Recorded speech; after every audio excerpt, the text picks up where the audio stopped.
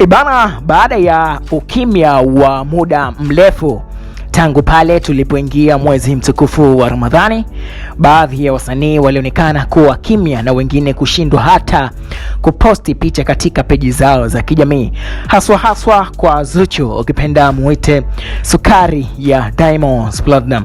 Sasa final, baada ya mwezi mtukufu wa Ramadhani, Zuchu baada ya kukaa kwa ukimya mrefu kutokuposti picha yoyote ila kupitia peji zake za kijamii, yani tunazungumzia Instagram pale IG page yake, lakini pia hata pale Snapchat na TikTok, Zuchu alionekana kukaa kimya kwa kipindi kirefu hichi ambacho Waislamu walikuwa kwenye mfungo wa mwezi mtukufu wa Ramadhani.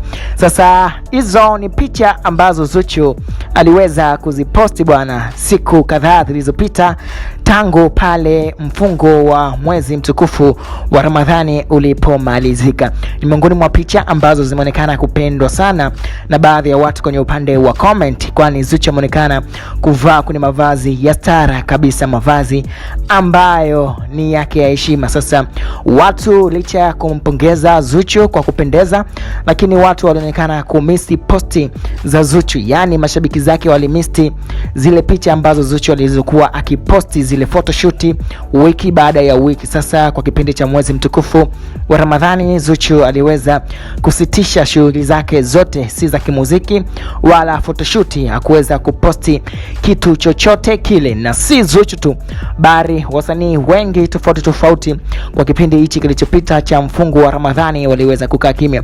Sasa final, baada ya mwezi mtukufu wa Ramadhani kuishana, watu kura siku ya Eid, final Zuchu is back, ameweza kuposti picha yake ya mara ya kwanza tangu mfungo uweze kuisha. Sasa Zuchu ameonekana kupendeza na baadhi ya watu kuonekana kumsifia kwenye upande wa comment. Tafsiri hii ni kwamba sasa kazi juu ya kazi ndio kifuatacho baada ya mwezi mtukufu wa Ramadhani kupita, mwezi wa kukusanya zile toba, mwezi wa kufanya mema ambayo yanaipendeza dini ya Kiislamu. Sasa mwezi tayari umekwishaisha na tayari Zuchu ameweza kuposti picha yake ya kwanza na watu wameonekana kumsifia na kumisi kutoonekana kwa kipindi kirefu katika peji za kimitandao za kijamii.